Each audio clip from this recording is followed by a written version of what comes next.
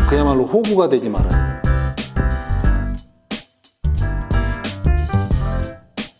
초보자가 라켓을 선택하는 방법. 예를 좀 들자면 네. 좀 이해하게 이해가 편한 그 설명이 우리가 활로 좀 생각을 해야 될 것 같아요. 활로 설명하면은 훨씬 좀 이해가 좀 빠르지 않겠나 그런 생각을 네. 해봅니다. 강한 시를 우리가 당길 수 있는 그 힘을 가지고 놓게 되면은 어떻게 돼요? 화살은 아주 멀리 나가겠죠. 그렇죠. 빠른 속도로. 빠르게, 네. 그 다음에 반대로 내가 당겼는데 힘이 약해가지고 못 당겼어요. 그렇죠. 그러면 어떻게 됩니까?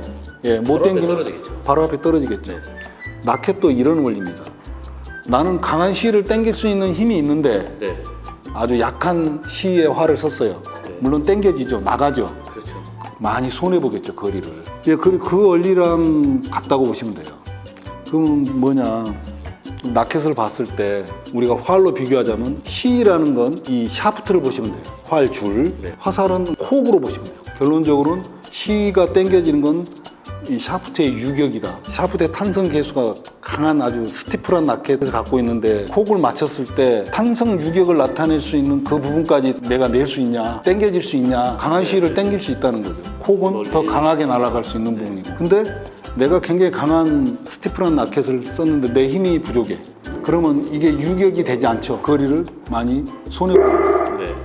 근데 내 또 역으로 내 힘은 굉장히 강한데 너무 플렉시블한 샤프트를 갖고 있는 라켓을 쓰면은 많은 거리를 손해보겠죠. 그렇게 봤을 때 이제 초보자가 과연 이제 어떤 라켓을 처음에 입문했을 때 어떤 라켓을 선택해야 되느냐. 배드민턴에 그 맞는 그런 근육도 아직 형성도 안 돼 있을 거고 그다음에 타법도 모르고 이런 상태가 되기 때문에 일단은 샤프트 그 탄성으로 본다면 일단은 샤프트는 굉장히 플렉시블한 걸 우선 골라야 된다.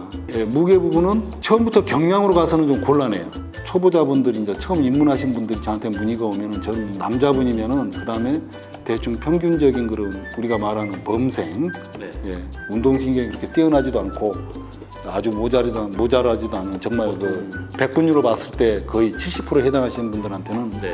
남자분인 경우는 이제 3, 40대로 봤을 때 50대 이하 네. 봤을 때 저는 84 무게를 추천해요. 여성분들 같은 경우는 제가 82, 그 정도가 적당한 것 같고요. 그 다음에 밸런스의 문제인데 밸런스는 초보자는 무조건 이분 밸런스는 피해주세요. 헤드 헤비로 가시오. 이건 여성이고 남성이고 간에 무조건 헤드 헤비를 먼저 선택을 해야 됩니다. 우리가 착각하는 부분이 있는데 A 조이스로 헤드 헤비를 더 추구할 것 같아요. 네.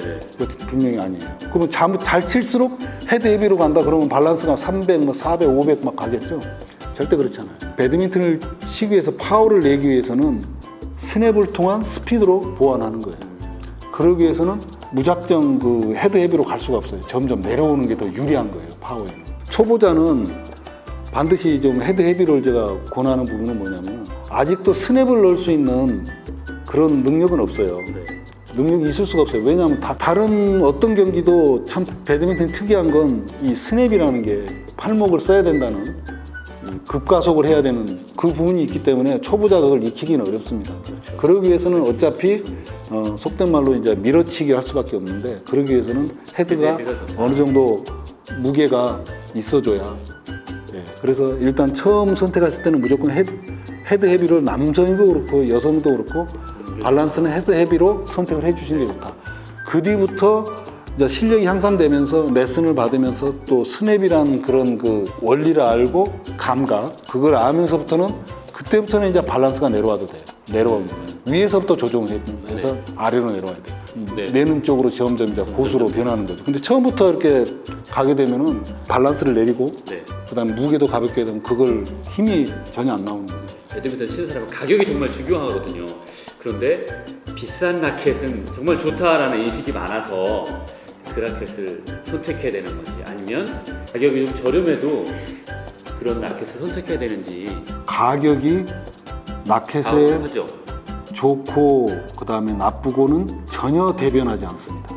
극단적으로 무슨 뭐 문방구 라켓이 좋다 뭐 이런 얘기는 아니고 그런 건 아니죠. 어느 정도 동호회원이 쓰는 라켓은 네. 그 가격의 레인지 폭이 엄청나게 큰데 네. 그렇죠. 비쌀수록 좋다? 절대 우리 소비자 입장에서 그걸 인정하면 안 됩니다. 아, 그런가요? 절대 인정하지 마십시오. 그건 절대 대변하지 않고 한 15년 전에 공장에서 나오는 가격과 소비자의 가격이 엄청난 차이를 낸다. 이 부분에서 굉장히 놀랐어요. 그래서 뭐 사업가니까 하면 되겠네. 뭐 아주 기쁜 마음으로 들어왔죠. 이 스포츠라는 게 좀 뭐랄까 스포츠 마케팅이라는 게 상당히 좀 허상이 심하다. 그래서 이미지를 각인시키기 위해서 엄청난 광고를 하잖아요. 우리가 비싼 라켓은 그러니까 우리가 무슨 그야말로 우리가 다 인식하고 있는 아주 뭐 세계적이라고 하는 다 알고 있는 Y사 K사 이런 브랜드가 각인되기까지는 그 회사는 어마어마한 광고비를 지출했어요. 그럼 광고비는 라켓 가격에 포함이 안 돼 있고 뭐 다른 데서 각출해서 하느냐? 그건 아니죠. 그 부분이 어느 정도까지는 이 제품을 홍보하고 이런 데까지 어느 정도까지는 어떻게 필요한 부분이겠지만 그 부분이 판매가에 엄청난 부분을 차지하고 있다. 이거는 좀 문제가 있는 거죠. 예. 그 부분은 우리가 굳이 부담하면서 살 이유는 없다. 유명 브랜드가 그런 가격을 유지하니까 일반 진짜 막 만든 브랜드도 그 가격대를 유지해요. 이거는 뭐냐면은 유통상한테 그만한 마진을 주겠다는 거죠. 어떤 유명한 브랜드는 이제 마진율이 적은데 이거는 그냥 워낙에 판가와 이걸 격차를 너무 많이 둬서 유통상이 하나만 팔면 아주 마진을 엄청나게 가져가는 거예요. 그거 하나 팔면 많이 남기 때문에 그걸 어떻게든 좋게 설명을 하고 또 팔아야 돈이 되는 거죠. 예. 그런 과정에서 피해는 누가 보냐? 구매자가. 그 다음에 스포츠 마케팅의 허상을 또 하나 가르쳐 드릴게요. 왜 이건 또 절대 가격이 품질을 대변하지 않는다는 그 이유를 하나 설명을 해 드릴게요. 자, 우리가 국가대표가 해외 경기를 보면 일본의 중국의 린단이나 그 다음에 리총웨이 이런 분들이 어떤 특사의 라켓을 쓰고 있어요. 근데 우리는 그걸 보면은 그 사람이 그 라켓이 좋아서 쓰는 줄 알고 있습니다. 이 라켓이 정말 나 좋으니까 이 라켓 써서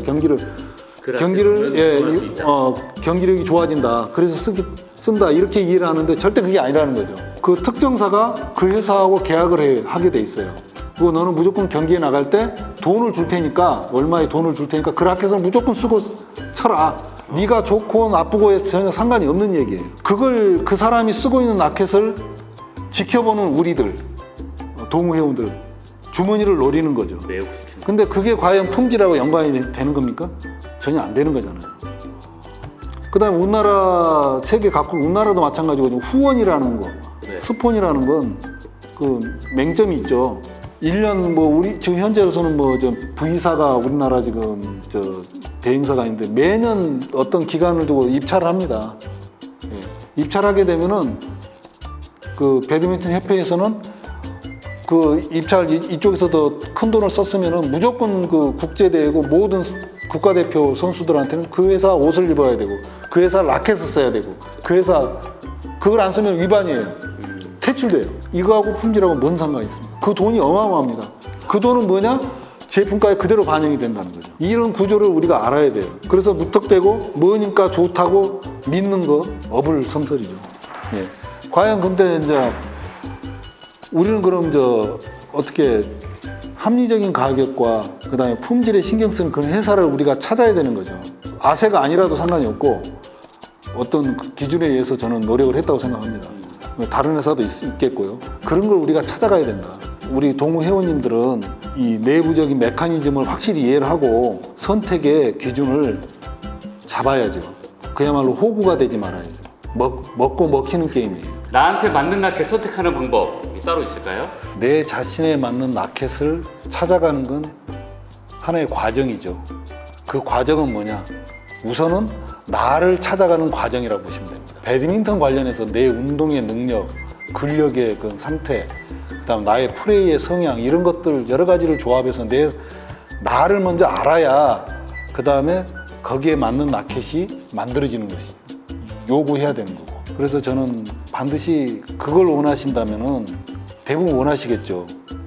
그러면 먼저 나의 현 위치, 배드민턴에 대한 나의 현 위치를 내 몸의 상황, 현재, 그 다음에 앞으로는 내가 가야 될 추구하는 방향, 이런 걸 먼저 생각하시고 의문점을 가지고 출발하시는 게 우선이다.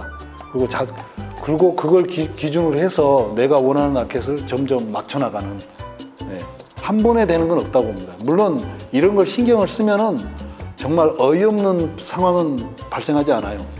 즉 최악의 선택은 면할 수가 있습니다. 근데 우리는 최선의 선택을 하기 위해서 만드는 건 저희가 만들 수 있습니다. 그러나 어떻게 만들어야 될지를 모르는, 정보가 없는 상황에서는 저희는 그걸 맞춰 드릴 수는 없어요.